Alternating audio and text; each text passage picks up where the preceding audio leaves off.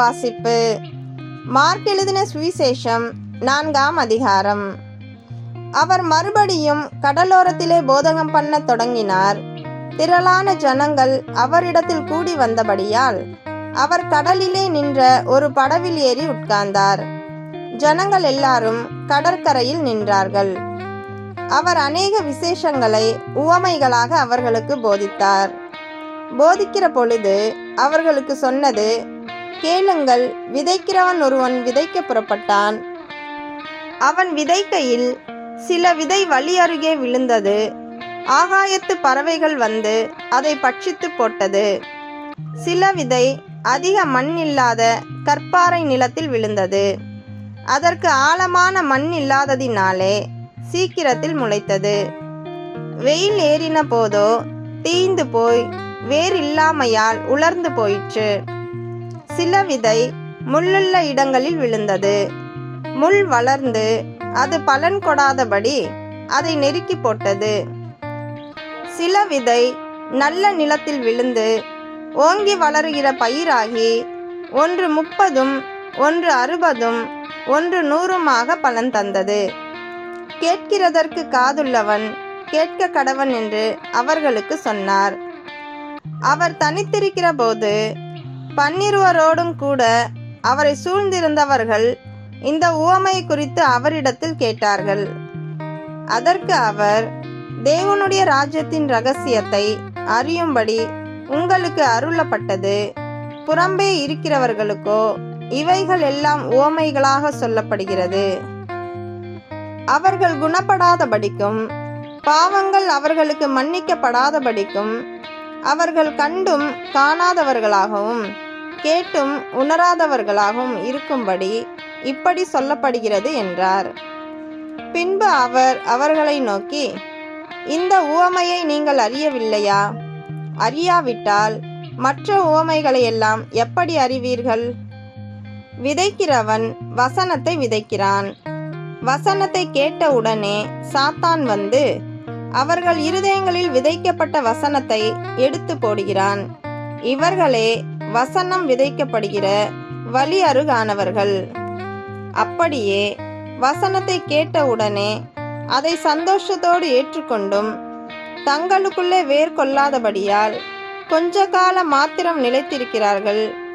வசனத்தின் நிமித்தம் உபத்திரவமும் துன்பமும் உண்டானவுடனே இடறல் அடைகிறார்கள். இவர்களே கற்பாறை நிலத்தில் விதைக்கப்பட்டவர்கள். வசனத்தை கேட்டும் உலக கவலைகளும் ஐஸ்வர்யத்தின் மயக்கமும் மற்றவைகளை பற்றி உண்டாகிற இச்சைகளும் உட்பிரவேசித்து வசனத்தை நெருக்கி போட அதனால் பலனற்று போகிறார்கள். இவர்களே முள்ளுள்ள இடங்களில் விதைக்கப்பட்டவர்கள். வசனத்தை கேட்டு ஏற்றுக்கொண்டு ஒன்று 30, ஒன்று 60, ஒன்று 100 பலன் கொடுக்கிறார்கள். இவர்களே நல்ல நிலத்தில் விதைக்கப்பட்டவர்கள் என்றார்.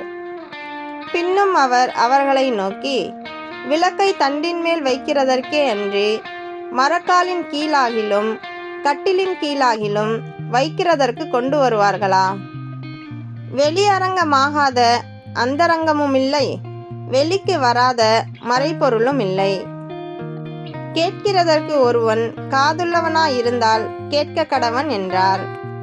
பின்னும் அவர் அவர்களை நோக்கி, நீங்கள் கேட்கிறதை கவனியுங்கள்.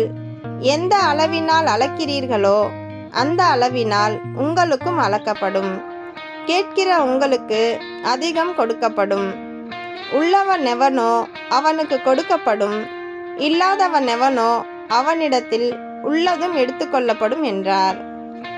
பின்னும் அவர் அவர்களை நோக்கி, தேவனுடைய ராஜ்யமானது ஒரு மனுஷன் நிலத்தில் விதையை விதைத்து இரவில் தூங்கி பகலில் விழித்திருக்க அவனுக்கு தெரியாத விதமாய் விதை முளைத்து பயிராகிறதற்கு ஒப்பாயிருக்கிறது. எப்படி என்றால், நிலமானது முன்பு முளையையும் பின்பு கதிரையும் கதிரிலே நிறைந்த தானியத்தையும் பலனாக தானாய் கொடுக்கும். பயிர் விளைந்து அறுப்பு காலம் வந்தவுடனே அறுக்கிறதற்கு ஆட்களை அனுப்புகிறான் என்றார். பின்னும் அவர் அவர்களை நோக்கி, தேவனுடைய ராஜ்யத்தை எதற்கு ஒப்பிடுவோம்? அல்லது எந்த உவமையினாலே அதை திருஷ்டாந்தப்படுத்துவோம்? அது ஒரு கடுகு விதைக்கு ஒப்பாயிருக்கிறது. அது பூமியில் விதைக்கப்படும்போது பூமியிலுள்ள சகல விதைகளிலும் சிறிதாயிருக்கிறது. விதைக்கப்பட்ட பின்போ அது வளர்ந்து சகல பூண்டுகளிலும் பெரிதாகி ஆகாயத்து பறவைகள் அதனுடைய நிழலின் கீழ் வந்தடையத்தக்க பெரிய கிளைகளை விடும் என்றார்.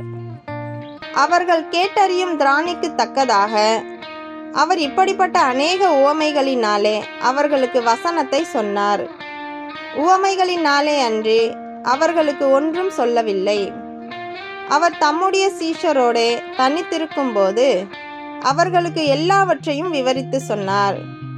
அன்று சாயங்காலத்தில் அவர் அவர்களை நோக்கி, அக்கரைக்கு போவோம் வாருங்கள் என்றார்.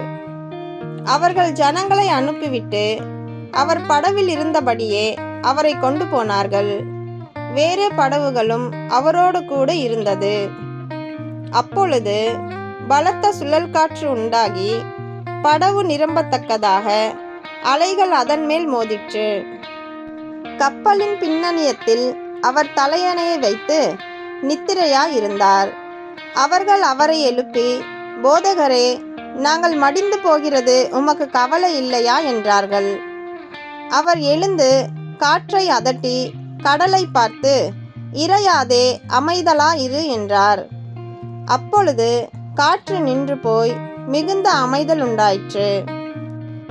அவர் அவர்களை நோக்கி, ஏன் இப்படி பயப்பட்டீர்கள்? ஏன் உங்களுக்கு விசுவாசம் இல்லாமற் போயிற்று என்றார். அவர்கள் மிகவும் பயந்து, இவர் யாரோ, காற்றும் கடலும் இவருக்கு கீழ்ப்படுகிறதே என்று ஒருவரோடொருவர் சொல்லிக் கொண்டார்கள்.